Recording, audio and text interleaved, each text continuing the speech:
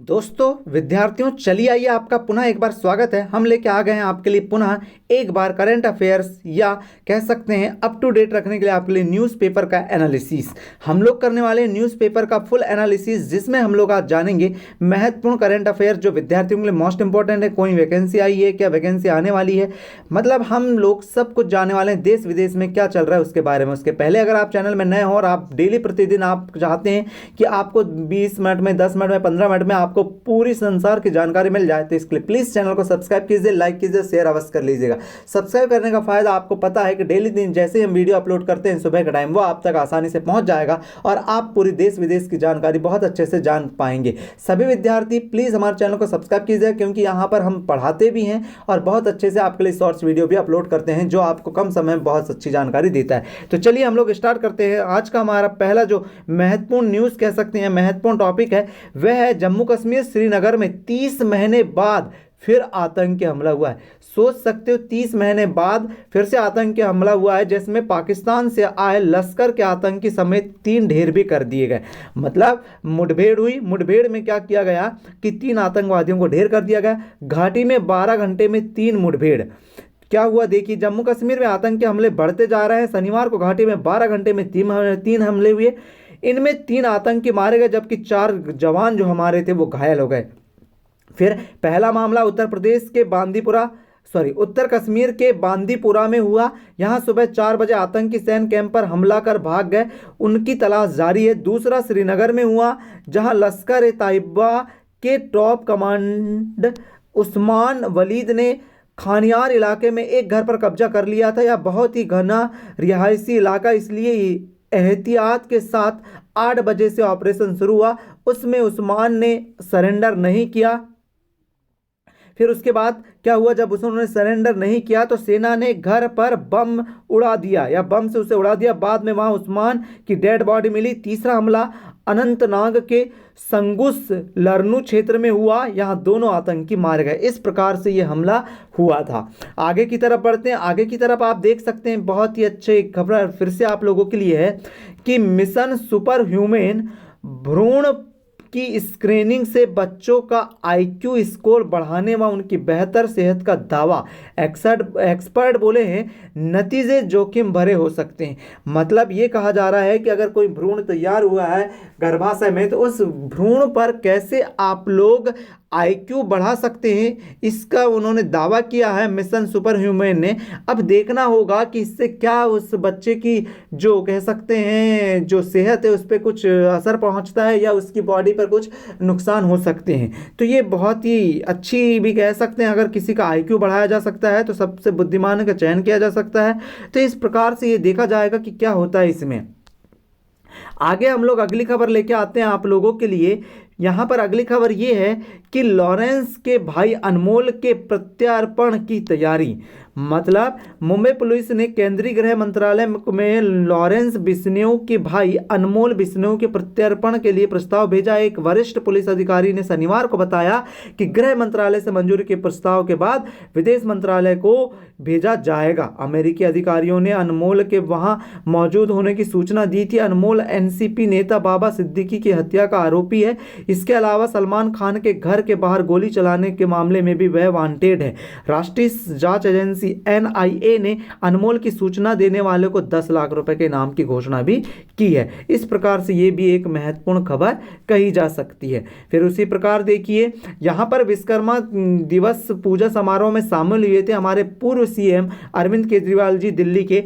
फिर उन्होंने क्या किया कि फरवरी में फिर से सरकार बना दो, पानी बिल माफ कर दूंगा। केजरीवाल ने ऐसा विश्वकर्मा दिवस समारोह में अपना भाषण में बोला है कि सरकार बना दीजिए फिर से केजरीवाल जी की, फिर से आम आदमी पार्टी की सरकार बनाइए, उसमें आपका फायदा ये है दिल्ली वालों कि पानी बिल माफ कर दूंगा, ऐसा उन्होंने घोषणा किया है।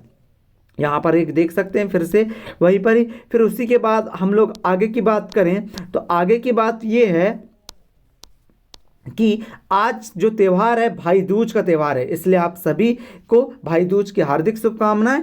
इस प्रकार से आगे की तरफ पढ़ते हैं तो यहाँ पर देखिए फिर से एक महत्वपूर्ण खबर है, ड्रैगन चाल के से कह सकते हैं हम लोग यूरोपीय ऑटो कंपनियों को चीन पर निर्भरता भारी पड़ी। चीन का ऑटो वार, उन्होंने क्या किया है, दिग्गज कार कंपनियों को चीन में कड़ी चुनौती, फॉक्सवैगन मर्सिडीज भी हुई पस्त। वहीं चीन दुनिया भर में सस्ती ईवी से पेट रहा है, लागत 30% से कम है और ये सस्ती भी है। उसी प्रकार आगे देखिए, ऑटोमोबाइल के क्षेत्र की बात कर रहे हैं हम लोग। चीन जो है वो सस्ती ईवी उतार रहा है, जिसमें सेंटीमेंट बदल गए हैं। हालात ये हैं कि चीन ईवी की हिस्सेदारी 25% बढ़ गई है, जबकि यूरोपीय देशों ने चीन की गाड़ियों पर 45% पर ट्रैफिक लगा दिया।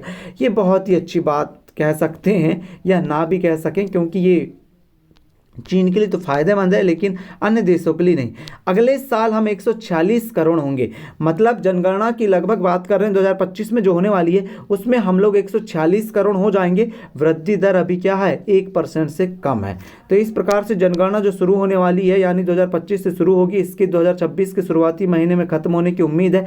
हर 10 साल में होने वाली जनगणना 2021 में होनी थी, लेकिन कोरोना के कारण ये टलती रही। बहरहाल अब जनगणना को हरी झंडी मिल गई है और जनगणना 2025 के आंकड़े से कई नए तथ्य सामने आएंगे। 2021 में जनगणना नहीं होने के कारण संयुक्त राष्ट्र, वर्ल्ड बैंक और अन्य एजेंसियों के डेटा में जनगणना के फाइनल डेटा का मिलान करना दिलचस्प होगा।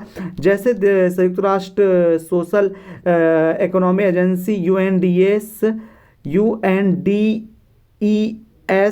ने अप्रैल 2023 में भारत की आबादी चीन के बराबर 142 करोड़ होनी है, फिर इससे ज़्यादा होने की भी अनुमान लगाया जा सकता है। तो इस प्रकार से ये भी बहुत अच्छी खबर है। उसी प्रकार यहाँ पर देखिए, चंडीगढ़ हाईकोर्ट में 11 नवंबर को होगी सुनवाई। नगीना तिजारा रोड परियोजना अटकी। जो ये रोड बन रही थी चंडीगढ़ में, नगीना तिजारा रोड, वह परियोजना अटक गई है। अब कंपनी नहीं कर रही कार, उसी पर सुनवाई होना है। देखते हैं सुनवाई में आगे क्या निकल पाता है। फिर आगे की तरफ हम बात करें, यहाँ पर शिकायतों की बात करते हैं। शिकायत पे कौन फर्स्ट नंबर पे, कौन बहुत अच्छा कार्य कर रहा है। ऑनलाइन शिकायत करने वाले में यूपी वाले अव्वल, हरियाणा 8वें नंबर पे, पंजाब 9वें स्थानों पर और किसानों की समस्याएं सबसे बड़ा मुद्दा है। मतलब हम कह सकते हैं कि यूपी को अव्वल नंबर मिला है कि वो बहुत जल्दी किसानों की जो कह सकते हैं क्या समस्या उसे सॉल्व कर देती है, सभी की समस्याएं ऑनलाइन सॉल्व कर देती है। उसी प्रकार आगे की हम बात करते हैं, तो आगे की हम बात करें तो यहाँ पर आप देख सकते हैं, प्रधान अध्यापक की गलती की सज़ा छात्रों को मिलेगी। मतलब कहने का ये है, पटना की बात है ये, पटना में क्या कहा जा रहा है, बिहार के सरकारी स्कूलों में पढ़ने वाले 5.75 लाख से अधिक छात्रों को सरकारी योजनाओं का लाभ नहीं मिलेगा। इसकी वजह यहाँ पढ़ने वाले 5.75 लाख से अधिक छात्रों के आधार कार्ड का रजिस्ट्रेशन नहीं हुआ है। स्कूलों के प्रधान अध्यापक गलती की सजा अब छात्रों को मिलने वाली है, मतलब उन्हें स्कॉलर का लाभ नहीं मिलने वाला है। आगे की तरफ हम बढ़ते हैं। आगे की तरफ जब हम देखते हैं तो आगे की तरफ हम यहाँ पाते हैं कि रातापानी में 22 शावक बढ़े, अकेली सेंचुरी, जहां 28 टाइगर रिजर्व से ज़्यादा बाघ हैं। ये मध्य प्रदेश और छत्तीसगढ़ की बात कर रहे हैं हम लोग। जो शहर, थोड़ा बड़ा जूम कर लेते हैं जिससे कि अच्छा रहेगा आपको। 763.812 वर्ग किलोमीटर में बाघों के कोर एरिया बनेगा। कुल गांव 32 रहेंगे, राजस्व गांव 29 रहेंगे और वन ग्राम कितने रहेंगे, 3 रहेंगे। इस प्रकार से हम कह सकते हैं कि ये टाइगर रिजर्व है। टाइगर रिजर्व के बारे में भी बहुत बातें चल रही हैं। टाइगर, आपने देखा होगा अभी हाथियों की, जो बांधवगढ़ था वहाँ पर हाथियों की हत्या की गई, तो उस पर भी अभी भी केस चल रहा है। देखना उसकी भी जानकारी क्या आती है सामने।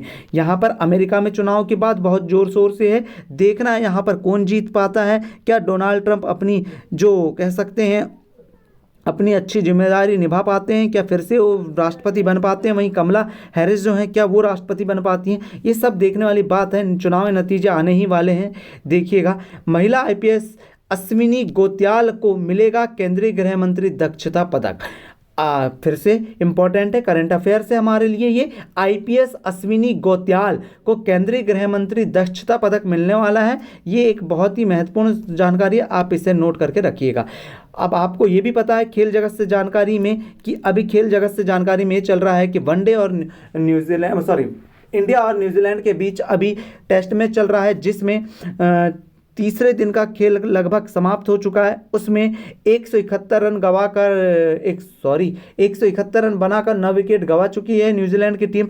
अंतिम विकेट बना है। वहीं हम कह सकते हैं कि बढ़त लगभग 143 रन की हो चुकी है। देखना होगा कितने जल्दी यहाँ पर इंडिया टीम न्यूजीलैंड टीम को ऑल आउट करती है और बढ़त को कम करती है। इसका पीछा करने उतरेगी यहाँ पर इंडिया की टीम। क्या वो इस बार लक्ष्य हासिल कर पाएगी या नहीं, ये देखने वाली बात होगी। उसी प्रकार सुदर्शन के शतक के बाद दबाव नहीं बना सके बॉलर्स। यहाँ पर आप देख सकते हैं इंडिया ए और ऑस्ट्रेलिया ए का मैच चल रहा है, जिसमें यहाँ पर अब देखना होगा क्या ऑस्ट्रेलिया ए इंडिया ए को हरा पाती है। आगे की बात अब हम करें, आज के लिए इतना ही मोस्ट इंपॉर्टेंट था। अगर कुछ और इंपॉर्टेंट रहेगा तो हम आपको ज़रूर बताएंगे। उसके पहले अगर आप चैनल में नए हो और इसी प्रकार डेली हमारे द्वारा आप न्यूज़ का एनालिसिस चाहते हैं तो प्लीज़ चैनल को सब्सक्राइब कीजिए, लाइक कीजिए, शेयर कीजिएगा। मिलते हैं अगले वीडियो में। Thank you for watching.